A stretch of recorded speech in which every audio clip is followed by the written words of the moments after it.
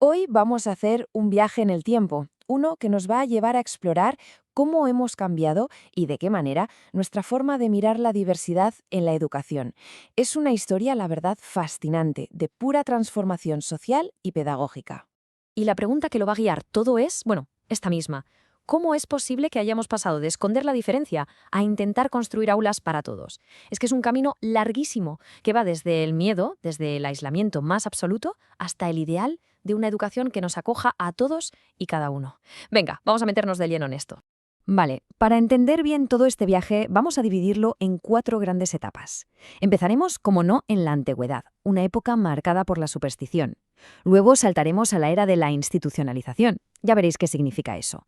De ahí a la integración en pleno siglo XX y terminaremos con el concepto que manejamos hoy, la inclusión.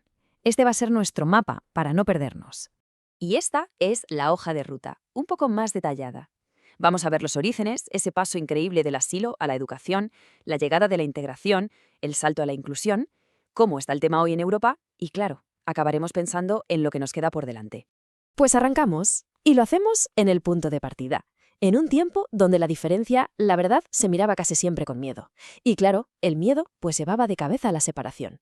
A ver, si miramos a la antigüedad, lo que dominaba era la superstición pura y dura. Una malformación era un castigo de los dioses, sin más. Luego, ya en la Edad Media, la cosa cambia un poco con la caridad cristiana, pero ojo, sin eliminar la separación. Pero el verdadero giro, el giro grande, llega entre los siglos XVII y XIX.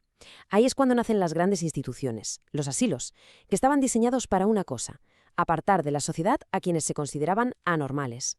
Y mirad, esta cita de la fuente original lo deja clarísimo, es que es contundente.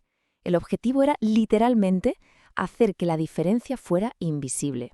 Por eso, las instituciones se construían bien lejos en las afueras de las ciudades, para que la comunidad no se sintiera ofendida, para no tener que verlas. Pero claro, incluso en esa época tan oscura, siempre hay gente que ve las cosas de otra manera. Empiezan a brillar algunas luces. Y así pasamos a una nueva era. Una que se centra en unas cuantas personas. Auténticos revolucionarios, que empezaron a ver potencial donde todo el mundo solo veía problemas. Y aquí hay un nombre que tenemos que recordar: Jean Itard. Su trabajo con el famoso Niño Salvaje de Aveyron fue sencillamente pionero. Y aunque no consiguió todo lo que se propuso, su esfuerzo fue lo que abrió un debate que lo cambiaría todo. ¿De verdad el desarrollo está fijado por la biología? ¿O es que la educación puede cambiar el destino de una persona? Es que lo que Itard y otros como él pusieron en marcha fue un cambio de mentalidad radical. Se pasó de un modelo, digamos, clínico, centrado en el defecto, en el problema, en la idea de que la biología es el destino y punto, a un modelo pedagógico. Uno que se enfoca en el potencial para aprender y que cree que el entorno, la educación, es la clave para desbloquearlo. Y aquí está el kit de la cuestión. Se dejó de ver un problema médico para empezar a ver una oportunidad educativa. Y eso lo cambia todo. Y con estas nuevas ideas damos un salto y nos plantamos en el siglo XX.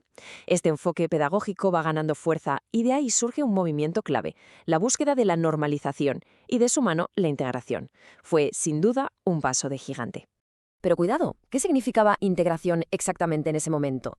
Pues bueno, significaba meter al alumnado con discapacidad en las aulas de siempre, las ordinarias.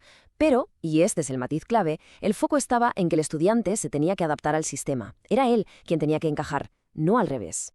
Y entonces llega un momento que es un antes y un después, la publicación del informe Warnock en 1978 en el Reino Unido.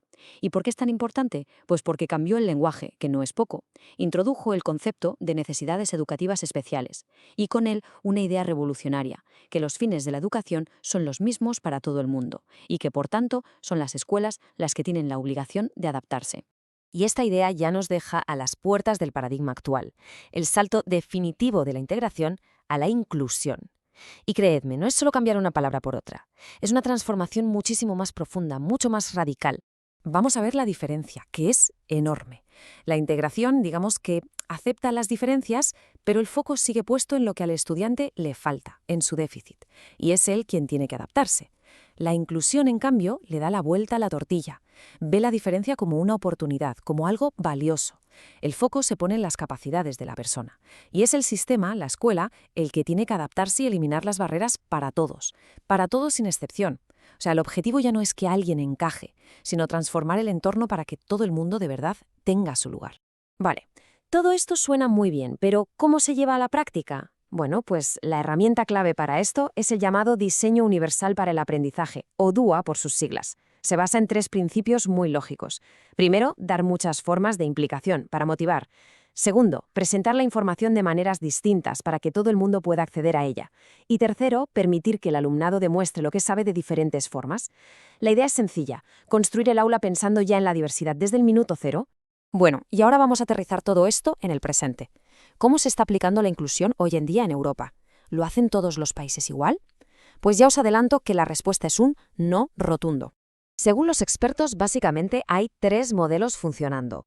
Por un lado está el enfoque de una vía, que es el de países como España o Suecia, donde la inmensa mayoría de los estudiantes están en la educación ordinaria. Luego está el de varias vías, como en Francia o Finlandia, donde hay una mezcla de servicios y opciones. Y por último, el modelo de 2 vías, como pasa en Bélgica, donde coexisten 2 sistemas educativos completamente separados, el ordinario y el especial. Y con esta foto actual llegamos a la última parte, porque si algo tiene que quedar claro es que la inclusión no es una meta que ya hemos cruzado, es un compromiso, uno global que sigue en marcha cada día. Es un viaje, vamos, que todavía no ha terminado. De hecho, es que este compromiso está escrito negro sobre blanco en objetivos mundiales muy concretos. El Objetivo de Desarrollo Sostenible número 4 de las Naciones Unidas lo dice así de claro. Hay que garantizar una educación inclusiva, equitativa y de calidad para todos.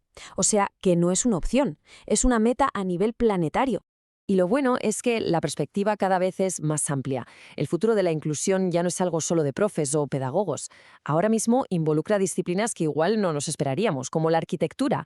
Se está trabajando en conceptos como la accesibilidad cognitiva. Pensemos en ello. Diseñar no solo colegios, sino ciudades enteras que sean fáciles de entender y de usar para todo tipo de mentes. Es fascinante. Y aquí está la idea con la que nos tenemos que quedar de todo este viaje. Hemos pasado de intentar que cada estudiante encaje en un molde, a la fuerza, a entender que lo que tenemos que hacer es construir un sistema que sea lo bastante flexible para adaptarse a cada estudiante. Y esto, claro, nos deja con una pregunta en el aire. ¿Cuál es el próximo muro? La siguiente barrera que, como sociedad, tenemos que rediseñar.